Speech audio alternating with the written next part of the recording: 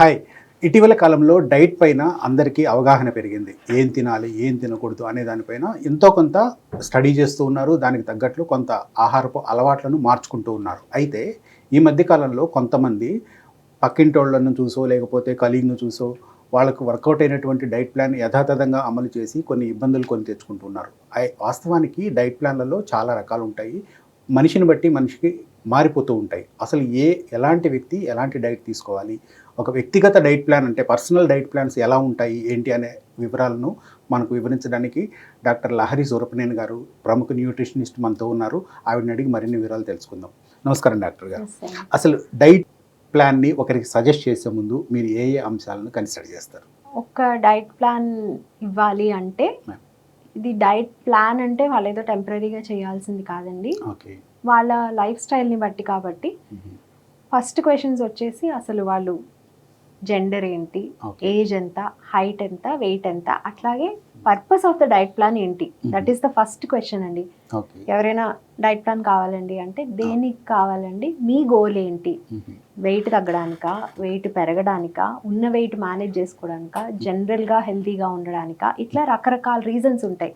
కొంతమంది బీపీ కంట్రోల్లో ఉండడానికి, మిగతా అన్నీ బాగానే ఉన్నాయండి, బీపీ కంట్రోల్లో ఉండాలంటే నేను ఎలా తినాలి, అట్లాగే డయాబెటీస్ కంట్రోల్లో ఉండాలి, రీసెంట్గా హార్ట్ సర్జరీ అయ్యి రికవర్ అవుతున్నారు, వాళ్ళకి ఎలా ఉండాలి, అట్లాగే ఏదైనా కిడ్నీ స్టోన్స్ ఉన్నాయి, జస్ట్ సింపుల్ ఎగ్జాంపుల్స్ అన్నమాట.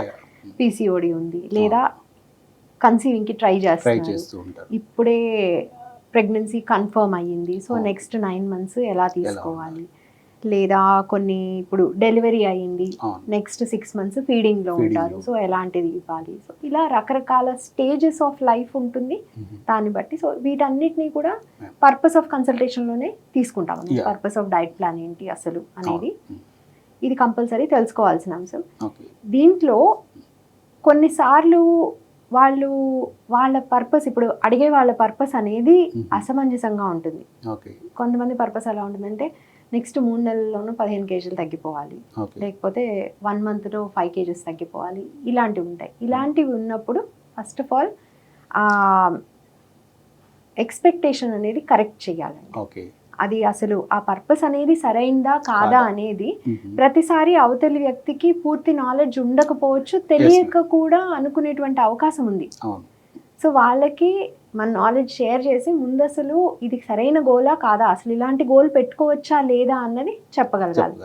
ఇది కేవలం డైట్ విషయంలోనే కాదండి, కొంతమంది ఉంటారు ఇప్పుడు ఫిట్నెస్ అట్లా చేస్తున్నారు అనుకోండి, వాళ్ళు బాడీ ఫ్యాట్ పర్సంటేజ్ అంటారు.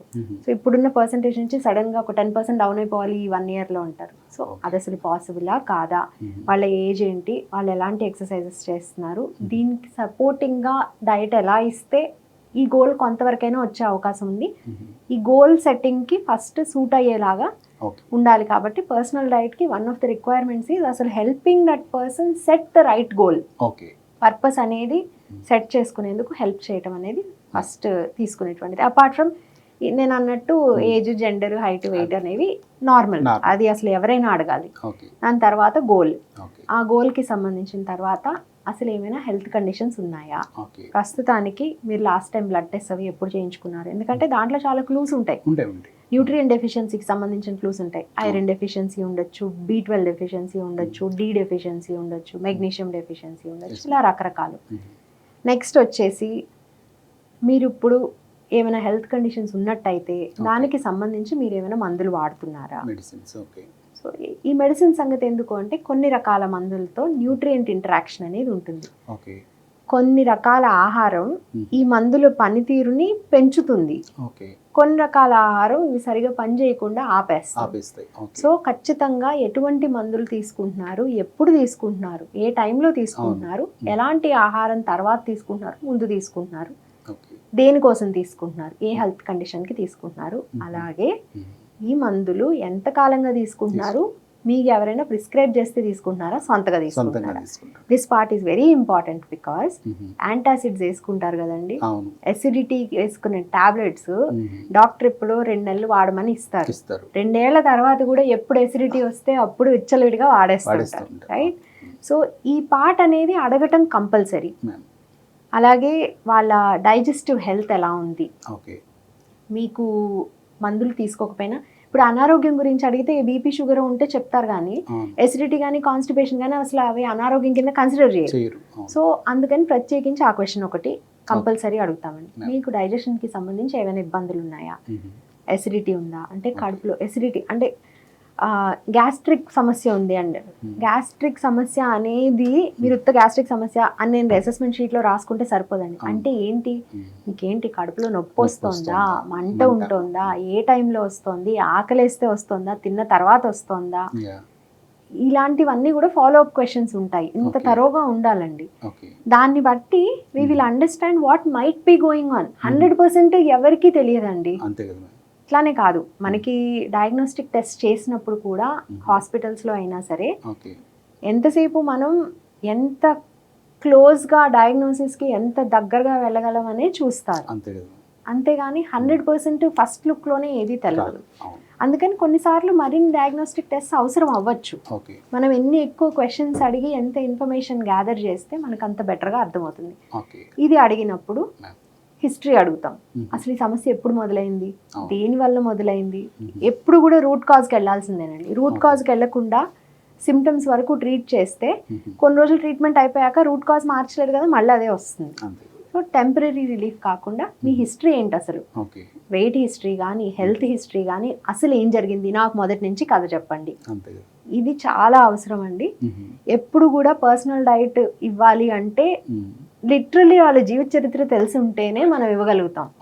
ఎందుకంటే దీంట్లో కేవలం వాళ్ళ ఆరోగ్యానికి సంబంధించిన ఇన్ఫర్మేషన్, వాళ్ళ ఆహారపు అలవాట్లకు సంబంధించిన ఇన్ఫర్మేషనే కాదు, వాళ్ళ ఇష్టాలు, వాళ్ళ ఛాలెంజెస్ కూడా ఉంటాయి. ఏమి చేయగలుగుతారు, ఏమి చేయలేరు, ఏం చేయలేరు అన్నది తెలిసినప్పుడు కొన్ని అవసరమైనవి చేయలేకపోతున్నారు అంటే ఎందుకు చేయలేరు, అది మనం తెలుసుకుంటే దానికి తగ్గ సొల్యూషన్ మనం ప్రొవైడ్ చేయగలుగుతాము. దానికి తగ్గట్టుగా ఈ డైట్ అనేది పర్సనలైజేషన్ చేస్తాం. పర్సనలైజింగ్ అంటే కేవలం వాళ్ళ ఎత్తు, బరువు, గోల్ని బట్టి కాదండి, మీరు ఏం చేయగలరు అనే దాన్ని బట్టి. That is the piece of the puzzle.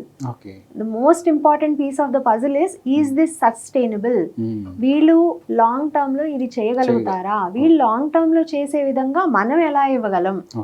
మీరు ఎనీ క్వాలిఫైడ్ డైటిషియన్ దగ్గరికి వెళ్తే this is what they will tell అండి. వాళ్ళ దగ్గర స్టాండర్డ్ ప్లాన్స్ అనేవి ఉండవు. I know a lot of my colleagues who are qualified and excellent dietitians around in this field. ఎవ్వరూ కూడా అండి ఈ మనిషి వచ్చారు, ఓకే 59 years old, 75 kgs ఉన్నారు, 169 centimeters హైట్ ఉన్నారు, 1500 calorie డైట్ ప్లాన్ ఇవ్వండి. No, they will sit, talk, ask about all this. ఈ హిస్టరీ అంతా తెలిసి ఉండాలి. నెక్స్ట్ ఏది, డైట్ హిస్టరీ ఉంది, హెల్త్ హిస్టరీ ఉంది.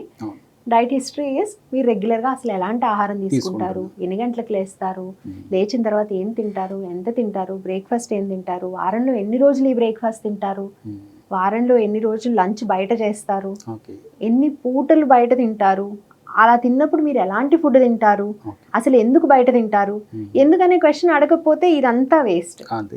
You need to know the why of everything. ఎందుకు అనేది తెలిస్తేనే దానికి సొల్యూషన్ ఇవ్వగలుగుతాం.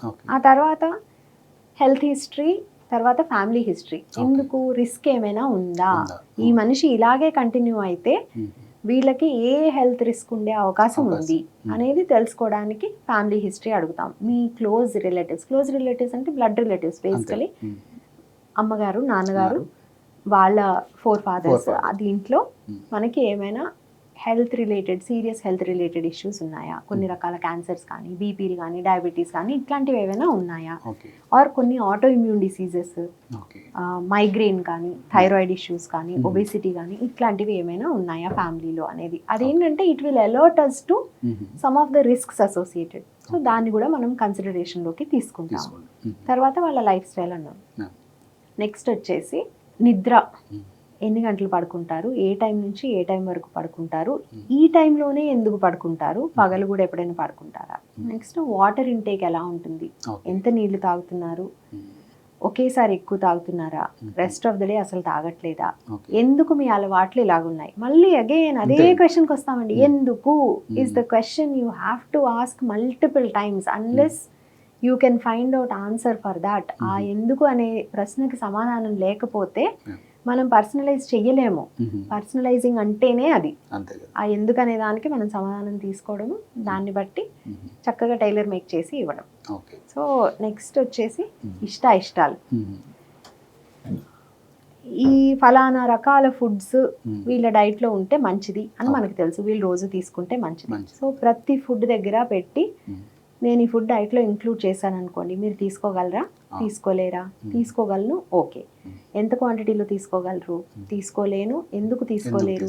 కొంతమందికి ఏంటంటే భయం, ఇప్పుడు అసిడిటీ ఉందనుకోండి, వాళ్ళకి కొన్ని ఫుడ్స్ సలాడ్ అనగానే అమ్మో నాకు స్ప్రౌట్స్ తింటే అసిడిటీ వచ్చేస్తుందని నేను తినలేను అంటారు. మీకు లాస్ట్ టైం ఈ ప్రాబ్లం ఎప్పుడు వచ్చింది? ప్రతిసారి దీనివల్లనే ప్రాబ్లం రాదు, కానీ మీకు ప్రాబ్లం వస్తే మారుద్దాము, కనీసం మీరు దీన్ని ప్రయత్నించడానికి రెడీగా ఉన్నారా లేదా ఒక్కసారి ట్రై చేసి చూడండి. Lot of times counselling is needed అండి, ఎందుకంటే చాలా మంది భయాలతో వస్తారు, ఆహారం గురించిన భయంతో వస్తారు. అమ్మో ఇది తింటే నాకేమైనా అయిపోతుందండి, ఇది నాకు పడదు. సో ఎలర్జీస్ గురించి కూడా అడుగుతాము హెల్త్ హిస్టరీలోనే. సో అడిగేటప్పుడు కూడా క్లియర్గా అడుగుతాము, ఇది మీకు ఎలర్జీనా, అంటే తీసుకుంటే ర్యాషెస్ లాంటివి, కడుపులో నొప్పి, వామిటింగ్స్, డయేరియా ఇట్లాంటివి వస్తాయా, లేదా మీకు ఇష్టం ఉండదా, రెండిట్లో తేడా ఉంటుంది. సో అలా ప్రతి ఫుడ్ గ్రూప్ దగ్గర తీసుకునేప్పుడు ఇది ఇష్టం ఉండలేదు, ఇది ఇష్టమే. ఇప్పుడు కూరగాయల విషయంలో మీరు తినే లిస్ట్ ఎక్కువ ఉందా, తినని లిస్ట్ ఎక్కువ ఉందా? అన్ని తినాలని లేదండి రూల్, నాకు కాకరకాయ ఇష్టం లేదండి, అది తప్ప ఇంకా అన్ని తింటానని అనుకోండి, ఓకే, దట్స్ ఫైన్. అలాగే నేను బనానా తినండి, మిగతా అన్ని ఫ్రూట్స్ తింటాను. మళ్ళీ యూ అగైన్ ఆస్క్, కాకరకాయ ఎందుకు తినరు, బిటర్నెస్ మూలాన్ని తినరు. కొంతమంది చెప్తారు నేను మ్యాంగో తినండి, మిగతా అన్ని తింటాను, ఓకే, ఎందుకు తినరు అంటే షుగర్ పెరుగుతుందని భయము. Then if it is out of fear, వాళ్ళని కన్విన్స్ చేయాలి, దానికి సంబంధించినటువంటి సరైన ఇన్ఫర్మేషన్ అనేది వాళ్ళకి ప్రొవైడ్ చేయాలి. దాని ద్వారా ఆ భయాన్ని వాళ్ళకి ఓవర్కమ్ చేసేటువంటి నాలెడ్జ్ అనేది మనం ఇవ్వాలి. నెక్స్ట్ బనానా విషయంలో కూడా అంతే, ఇష్టం లేకుండా నేను తినను అనేటప్పుడు యు లీవ్ ఇట్. అయితే ఈ ఇష్టం లేదు అనేవి చాలా రకాలుగా వచ్చినాయి అనుకోండి, అంటే అన్ని ఫుడ్స్కి సంబంధించి ఇష్టం లేదంటే, if it is a child you have a different approach. If it is an adult అంటే పిల్లలకైతే పేరెంట్స్ కౌన్సిల్ చేసి ఎలా ఇంక్లూడ్ చేయాలి ఏంటి అన్నది చెప్తాము. అలాగే ఒక 8-9 ఏళ్ళు దాటిన పిల్లలు, 7 ఏళ్ళు దాటిన పిల్లలు అయితే వాళ్ళకి అర్థమయ్యేలాగా వాళ్ళతోనే నెగోషియేట్ చేసి కొన్ని ఇంక్లూడ్ చేయించవచ్చు, డెఫినెట్లీ పాసిబుల్. పెద్దవాళ్ళ విషయంలో ఇన్ని తినకుండా అయితే కుదరదు. So you tell them what are the consequences. అన్ని ఇష్టం లేదంటే కుదరదండి, యూ కెన్ చూస్. మీకు బాగా ఇష్టం లేదు, కొంచెం ఇష్టం లేదు, లేకపోతే ఇది టాలరబుల్, ఈ 3 కేటగిరీస్లో ఇందులో ఎక్కువ పిక్ చేసుకోండి, ఇందులో కొంచెం తక్కువ పిక్ చేసుకోండి, ఆ బాగా ఇష్టం లేని దాంట్లో ఒక చాయిస్ చేసుకోండి. సో ఇలా you have to personalized based on the preferences also. ఆ చాలా ఇష్టం లేదు లిస్ట్లో 1-2 ఉన్నాయనుకోండి, యూ లీవ్ ఇట్. ఆ ఇష్టం లేదు లిస్ట్లో, భయం అన్నవి యూ అడ్రస్ ఇట్. అట్లాగే కొన్ని రిలీజియస్ బిలీఫ్స్ మూలాన కొంతమంది కొన్ని రోజులు కొన్ని తినరు, అలాంటప్పుడు you find out the alternatives. So అలాంటివి ఏమైనా ఉంటే అలా ఈ ఇష్టాలని కూడా మనము కన్సిడర్ చేసి దాన్ని బట్టి నెక్స్ట్ ఏ టైంకి తింటారు, ఏ టైంకి ఏ మీల్ తింటారు, ఏ మీల్ ఎందుకు తింటారు. అంటే కొంతమంది మధ్యాహ్నం 1 గంటకల్లా లంచ్ చేసేస్తారు, రాత్రి 9ంటికి డిన్నర్ చేస్తారు, మధ్యలో అంతా ఖాళీగా ఉంచుతారు. బాగా ఆకలేస్తుంది, ప్రతిరోజు సాయంత్రం 6 o'clock ఆకలేస్తుందండి, ఏం చేయాలో తెలియదు, ఇంకా అసలు ఆ టైంకి బాగా ఆకలి, ఇంట్లోనే ఉంటారు, మళ్ళీ బాగా ఆకలేసేపటికి ఇంక ఏది ఎదురుగా ఉంటే అది తినేస్తారు. ఆ టైంకి మీరు డిన్నర్ ఎందుకు తినరండి అని అడిగితే, అవునండి ఏమో తెలియదు, అలవాటు అయిపోయింది 9ంటికి డిన్నర్ తినడము, అందుకని అసలు డిన్నర్ తినొచ్చు కదా అనే ఆలోచన కూడా రాలేదంట. సమ్ టైమ్స్ మనకే తట్టదు, so it is not their fault at all. So మనం కొన్నిసార్లు మనం ఒక ఐడియా ఇస్తేనే చాలు, ప్రాబ్లమ్ సాల్వ్ అయిపోతుంది, మనం ఏం పెద్ద డైట్ ప్లాన్ ప్రిపేర్ చేయక్కర్లేదు. ఇంకోటండి, ప్రతి ఒక్కరికి డైట్ ప్లాన్ అనేది అవసరం లేదు. కొన్నిసార్లు అసలు మీరు రోజు ఏం చేస్తున్నారు నాకు చెప్పండి, దీంట్లో ఈ చిన్న మార్పులు చేసుకోండి సరిపోతుంది అని. ప్రతి ఒక్కరికి నెల రోజుల డైట్ ప్లాన్లు, 3 నెలల డైట్ ప్లాన్లు, 6 నెలల డైట్ ప్లాన్లు అక్కర్లేదు. కొంతమందికి పర్సనలైజేషన్ జస్ట్ మీన్స్ వాళ్ళు వాళ్ళ జీవన శైలిలో ఎలాంటి కొన్ని చిన్న మార్పులు చేసుకుంటే పెద్ద రిజల్ట్స్ వస్తాయో చూపించగలగటం. ఎక్స్పర్ట్స్గా that is one of the best things you can do. అందరికీ డైట్ ప్లాన్ రాసి పడేయక్కర్లేదు. ఇంకొక ఫ్యాక్టర్ పర్సనలైజ్ డైట్ ప్లాన్స్లో ఏంటంటే, వాళ్ళతో పాటు వాళ్ళ కుటుంబ సభ్యులు కూడా ఎవరైనా కనీసం ఒకళ్ళు ఇద్దరు ఉంటే బాగుంటుంది. ఓకే. ఎందుకంటే ఒకళ్ళకి డైట్ ప్లాన్ ఇచ్చినప్పుడు మీరు ఆ మనిషికి డైట్ ప్లాన్ ఇవ్వరు, ఆ ఎంటైర్ ఫ్యామిలీకి ఇస్తున్నారు. అప్పుడే అది సస్టైనబుల్. వీళ్ళకి ఇచ్చే దాంట్లో ఆ గోల్ని బట్టి పోర్షన్స్ ఆఫ్ ఫుడ్ డిఫైన్ చేసి ఉండొచ్చు, కానీ ఆ తినేటువంటి ఫుడ్ వీళ్ళకి సెపరేట్గా ప్రిపేర్ చేసేది అయ్యి ఉండకూడదు. ఇంట్లో అందరూ ఏం తింటారో అదే వీళ్ళకి కూడా. అదే ఇంట్లో అందరూ కూడా సరిగా తినట్లేదు అనుకోండి, then you change for the entire family. So ఇది కూడా personalization for the family. At the same time ఆ ఫ్యామిలీలో ఎవరైతే ఈ ఫుడ్ అంతా ప్రిపేర్ చేయాల్సిన బాధ్యత ఎవరి మీద ఉందో వాళ్ళకి ఎక్స్ట్రా బర్డెన్ కాకూడదు. This is also very important. ఎందుకు ఎక్స్ట్రా బర్డెన్ అయిన రోజు వాళ్ళకి విసుగొచ్చి గరిట పక్కన పడేసినప్పుడు వీళ్ళకి ఫుడ్కి దిక్కులేదు అంతే. సో ఆ విషయంలో కూడా అందుకని ఎవరైతే మీకు ఇచ్చిన ఇన్ఛార్జో, అది ఎవరైనా అవ్వచ్చు, వాళ్ళని కూడా మీతో పాటు తీసుకురండి, లేదా వాళ్ళని కూడా మీతో పాటు కాల్లో కూర్చోబెట్టండి. ఎందుకంటే వాళ్ళు కూడా అడిగే క్వశ్చన్స్ ఉంటాయి. ఏమండి మీరు మధ్యాహ్నం లంచ్లోకి 2 ఐటమ్స్ ప్రిపేర్ చేయగలగాలి, చేస్తారా? మీకు పర్వాలేదా? 2 చేయలేనండి, ఒకటే. ఈ 2 కలిపి ఒక ఐటమ్ లాగా చేయొచ్చు, చేస్తారా? సో ఇక్కడ ఏంటంటే everything is about problem solving, fixing the puzzle అంతే. సో అసలు ఎందుకు అనేది కారణం తెలుసుకోవాలంటే మీకు అందులో ఇన్వాల్వ్ అయిన ఫ్యాక్టర్స్ అందరి తోడు కావాలి. ఎవరు కూడా ఒక మనిషి డైట్ ప్లాన్ లో ఉండలేరు. It has to be with the family. కొన్నిసార్లు ఏమవుతుందంటే వీళ్ళ లైఫ్ స్టైల్ని బట్టి బాగా ఎక్స్టెన్సివ్ ట్రావెల్ అయ్యి ఉండొచ్చు, లేదా ఎక్కువసేపు బయట ఫ్రెండ్స్తో మీల్ కనీసం రోజుకి ఒకటి ఉండే అవకాశం ఉండొచ్చు. అలాంటప్పుడు ట్రావెల్లో ఎలా తినాలి, ట్రావెల్లో వెళ్ళినప్పుడు ఎలాంటి ప్లేసెస్లో ఫుడ్ తీసుకునేందుకు అవకాశం ఉంటుంది, ఎటువంటి ఆహారం అందుబాటులో ఉంటుంది, ఏవైనా కొన్ని ఇంటి దగ్గర నుంచి తీసుకెళ్లేందుకు అవకాశం ఉంటుందా, లేదా అక్కడ చూస్ చేసుకోవాలంటే ఎలాంటివి చూస్ చేసుకోవాలి, ఇవన్నీ కూడా పర్సనలైజ్డ్ డైట్లో భాగమే. ఇన్నిటి గురించి వాళ్ళని ఎడ్యుకేట్ చేసి చెప్పి దానికి సంబంధించినటువంటి ఇన్పుట్స్ అన్నీ ఇవ్వాలి తప్ప పర్సనలైజ్ డైట్ అంటే ఏజ్, హైట్, వెయిట్, జెండర్ అయిపోయింది, 1200 క్యాలరీలు. నేను నా దగ్గరకు వచ్చిన క్లయింట్స్ ఎవరికి ఫస్ట్ ఆఫ్ ఆల్ వాళ్ళు అడిగితే కూడా నేను అంత తొందరగా చెప్పను, but I don't talk about calories. It is not about calories.